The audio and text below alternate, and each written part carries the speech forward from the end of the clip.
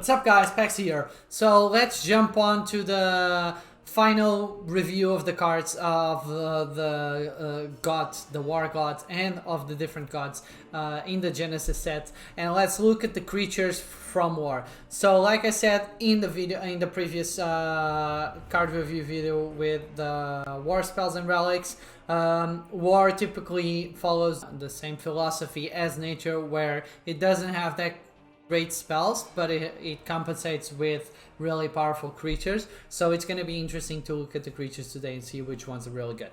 And as you can, let's jump right in, and you can see that war doesn't have 1 mana creatures, because who needs 1 mana creatures? They are too weak. So the first war creature in the Genesis set is going to be the respected Jarl with Blitz Roar and give a friendly damage creature twin strike and +1 strength. So this can be really powerful if you play this on a higher cost creature, because it can give you twin strike, and twin strike's really good. So you see here, you can see here already, even though the stat line is not that great, the spell and the effect is really good. So I'm gonna put this in the 4-star category, the respected Jarl, because you can combo with really high cost creatures to make them super good. Then we have Dwarven Smiths, give a relic in your hand +1 durability. I'm gonna put this in the 3-star category, because giving 1 durability to a relic in your hand is not that great, and since you have a really good war creatures to play in alternative to this, you're typically not gonna be playing a 2 mana 2/2 with war, so it's 3 stars. Then we have Master Tactician, which has protected, and it gives all other creatures flank until the end of the turn. It's great if they have a front line and they think they are gonna survive, and then you drop this and you win the game. But it also is great because it has protective, meaning that it can typically, if you pair this with, for example, Onslaught, it can typically get rid of 2 creatures before this dies. So 2 creatures for 2 mana is pretty good. Then we have Odin's White Raven. I'm gonna so Master Tactician is 4-star for me, because it's one of the best cards that you have with war. Then we have Odin's White Raven, where you can delve a Viking and put it into your hand. And like I said before, delve is generally a really good mechanic right now. Unless in the future there's lots of other cards that do delve, I'm always going to give the 4-star to the delve cards, because it gives you a targeted draw. So for sure, Odin's White Raven is going to be 4 stars. Next, we have Blacksmith Armour. And the thing with Blacksmith Armour is that I love it, but I don't think it's a 5. I would love to give it 5 stars, but I don't think it's a 5 stars. It's a 4 stars for me, because for it to be viable, you need to have at least 3 other creatures in your hand. Then this becomes at least a 3/4/4, 3 mana 4/4. But the thing is that it can combo with a lot of cards, and some cards benefit a lot from having that extra 1/1 buff. And generally, in a buff deck, you would run this together with a card we're gonna review later, which is the Roadside Outfitter. But this is on the higher hand of 4 stars. It's really interesting to run in a lot of decks. Then we have Agnosia Chariot. For me, this card is not that great, because it's much better to run the Master Tactician with Onslaught, for example, than this. So I'm gonna put this at 3 stars, because the Blitz, Flank, and Protected. If it was a 2/2, then yes. Since the stat line is not that great, I'm gonna put it at 3 stars. Then we have the Deafsworn Writer. Give +2/+1 to a friendly Viking, meaning that this card is a 3 mana 5/3, which is super good. So this has to go into the 4-star category, and Vikings with war are generally pretty good, so this works pretty well in tandem with other things.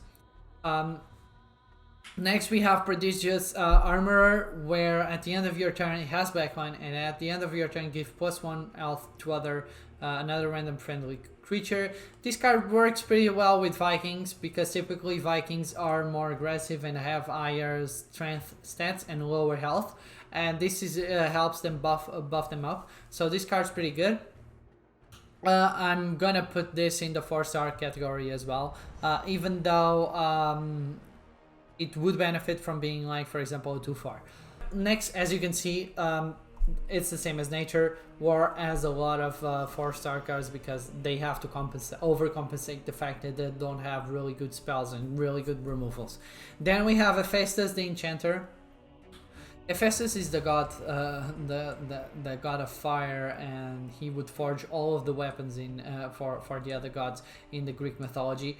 But the thing is, equip a random enchanted weapon if you have at least 3 Olympians in your void. If you are running an Olympian deck, then this is really good because it's basically a good stat line. It's a 4 mana 4/4, and then an enchanted weapon's typically gonna be running you. Gonna be worth 3 mana, but then this equips it right away. If it gave you to your hand, then it would be bad, but since it equips it, I'm gonna put this at the 4-star at the 4-star out of 5. Then we have Roadside Outfitter. Roadside Outfitter, the problem with this, I love this card, the problem is that the stats are so bad. These would need to be at least a 2/3, but it can get super out of hand because you need to set this up correctly. You need to be able to put a front line, but then this is also prone to, for example, any type of spell that deals 2 damage, which is super easy. And 3 health, it would still die to a lot of stuff, but it would give you some give it some extra durability. But when this works, it's super satisfying. So if this survives on the board for more than a turn, you're gonna be laughing all the way through until the end of the game. So I'm gonna put this into 4-star category. It's not 5 stars because the stat line's not optimal. Then we have Actuary of War, where you give +1/+1 to a creature in your hand for every 6 creatures in all players' voids. This might be interesting. The thing is, it's only worth if you get at least 3 to a creature in your hand. Then this basically becomes a 5/6 for 4 mana, which is super good. But the thing is, generally 6 creatures, that would need 18 creatures in all the players' voids, and that's pretty far ahead into the game, which means that it's okay, but it's not great. So I'm gonna put this at 3 stars. Then we have Burst Rider at 4 mana, 2/5, while damage gains +3 strength. This card is definitely a 4-star card because it becomes super powerful. It's a 5. It's generally you can do 1 damage to it, and it's generally a 5 strength and then 4 health, for example, or 3 health. But it's nuisance to deal with, so the opponent's generally gonna want to deal with it right away. So for me, it's 4 stars. Then we have Return Einerjar. When this creature attacks, give a random other friendly creature +2/+1. If it is a Viking, give it +3/+1. So if you pair this with Onslaught, it's super good because it gives you the buff right away, meaning that you need at least 6 mana, and then this is gonna become a 5/6. If this survives for more than a turn, or if you're playing with Vikings, then this becomes super powerful because you can buff things up super hard. So this card definitely for me is a 4-star, and I think the stat line is pretty good. I think that if they lowered it down to 4 health, it wouldn't be playable. I would even argue that this could even go up to 6 health, but that's a little bit of wishful thinking. So for me, it's 4 stars out of 5. Next, we have Runaway Trebuchet. That has Blitz Roar and deal 2 damage to a random enemy creature. This is basically a targeted removal, but as we've seen before, there's better ways to do it. So this goes into the 2-star category. After this, we have Mercenary Demon with Frontline Roar and give an enemy creature frontline. So basically, you're getting an overstated card. But you're giving frontline to an enemy creature. If you can deal with it right away, it's not a problem, and it's pretty good. But I would still have to put this in the 3-star category because I think it's not great, it's not good, it's okay. Next we have Aniyah, and Aniyah for me is a 5-star card because if you can pair this with a buffing, you can buff this up with intense training or with other buff cards, then this becomes an absolute beast because it has blitz, twin strike, and protected, and at the end of your turn it becomes protected. So you trade, you can kill 2 creatures, and then after that, if this survives, it gains protected again. So if you buff this up, it becomes an absolute beast. And I've done some videos in the past. You can check out some of the videos in the channel where Aniyah absolutely obliterates everyone in his way. So for me, it's 5 stars. Then we have Tormentor Fiend with Blitz Roar and other friendly creatures gain leech until the end of the turn. So this is a good way to give you some sort of sustainability. It gives you some life back, but it requires you to have a lot of creatures on the board. And the thing with war is that typically you're gonna have some a couple of creatures only, like 1 or 2 extra creatures that are powerful and hard to deal with. So you're not going to be healing for much because it's leech until the end of the turn, not leech forever. So I'm going to put this in the 3-star category. After this we have Blade Trial Valkyrie, where it deals 1 damage to each other creature and add an enchanted weapon to your hand. I think this stat line's pretty bad. I think it needs to be at least 5/5 or 4/5 to be able to be viable, because the enchanted weapon, you're still gonna have to play it. Even though it's a Viking, and Vikings, you generally don't, you want to be super aggressive and you want to have really strong early game Vikings. I don't know, I would still put this in the 3-star category, even though dealing 1 damage to each other creature is a good type of board clear removal. As you're gonna see, as you saw with War, the only type of board removal you're ever gonna get is deal 1 damage to everything, other than Carnage Sweep, which works in tandem with Relics. So 3 stars. Next we have Cyclops. Cyclops, after Cyclops attacks a creature, deal 1 damage to each other creature. Would be super good if it had a better stat line. If it was 6/6, then I would put it in the 4 stars. Since it doesn't have, it cannot survive for long, it's gonna go to 3 stars. Then we have Paragon of Fortune. Pick one. Give a friendly creature +4/+2, or give or the opposite, +2/+4. Basically, you're giving a buff to another creature.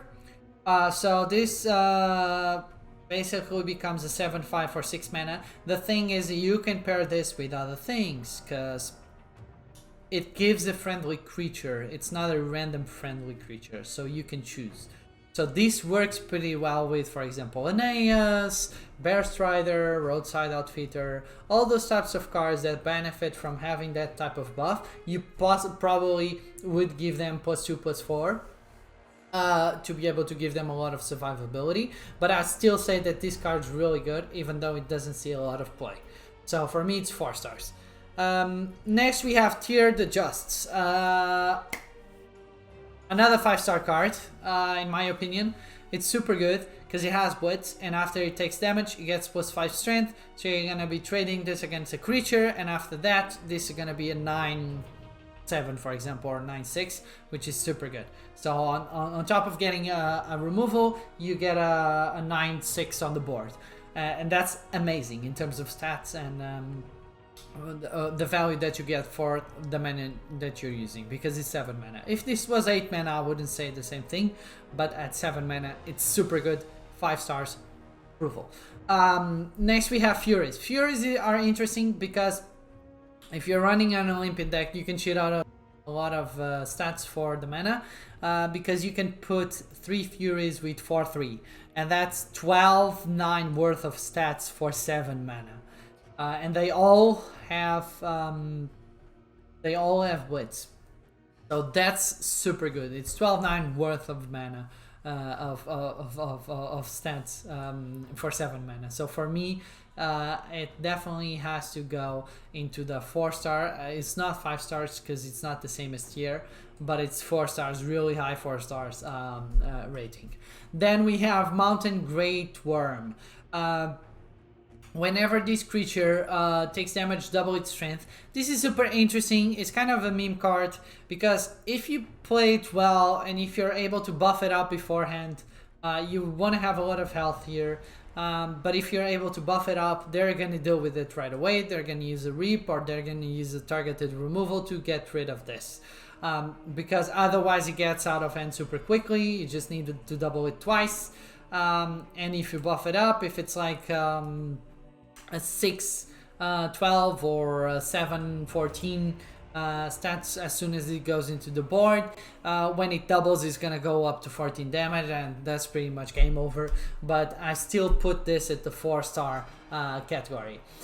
Then after this we're gonna have Odin. The problem with Odin is pretty good. The problem, other than the stat line 5/5 super bad, at the end of each turn, summons a foolhardy Berserker. This is a 3/2 that when deals damage to the opponent, it gives +2 attack to another Viking. But it allows you to do some interesting things where you can buff another friendly creature. So you can buff directly buff an Aniyah that's on the board, or you can give a 3/10 buff to something in your hand. And 3/10, let's just do the math here. This becomes an 8/15 for 8 mana. This is like crazy. I'm gonna have to give this 5 stars as well because it's super good. When I typically run it, it doesn't survive that long, but it's super good. And then finally, the final card and the best card in War, that whenever you get this in Jason, you should choose it. Whenever you have it, you should play it. It's always good to play. It's 5 stars. It's 5 stars unicorn type of level of card. It's the Avatar of War. It's on the same level of Avatar of Magic. Well, it's not on the same level because if it survives, you don't win the game directly in the turn after. But for 8 mana, you get an 8/8 with Leech. That's the survivability you need for War. And then it equips you with a 5/2 weapon that the Sentient Flames Blades, that after you attack, they're gonna heal you up for 5. So potentially, if this survives and you get the Sentient Flame Blades to be able to target the god directly, you're gonna be healing for 18 damage, and that's really, really good in War, and that's what you need in order to be able to be successful in life. So for me, Avatar of War is one of the best cards in the game, up there with Avatar of Magic. It's super, super good. If you don't have it, get it. I know it's expensive, but it makes total difference. And you could also get Jason, which a lot of times gives you the option to have an Avatar of War put back into the game, and then you summon it. I've done games where I've summoned like 3 of these dudes, and it's completely crazy and bonkers. Anyways, guys, I hope you guys like this deck, these card reviews videos. Next we're gonna jump right onto the neutral cards for the Genesis set. It's gonna be divided in 4 videos because it's a lot of cards, and we don't want to have like 1 hour card review videos. That's too boring. I always want to keep these videos between 10 and 30 minutes maximum, for you to be able to watch every day and participate in the community and everything else. Anyways, if you guys like this video, make sure you smash that like button down below here, and answer the question in the description to participate in the giveaway. And if you don't agree with any of the reviews for the cards, make sure you tell me that in the comments down below, and let's all discuss, have a friendly discussion about the cards, which cards are great, which cards are bad, and why you think that for example, Aniyah is really bad. I don't know which person thinks Aniyah is bad, but there might be someone out there. Anyways, guys, make sure you do all those things. Packs out. Bye bye. Stay well.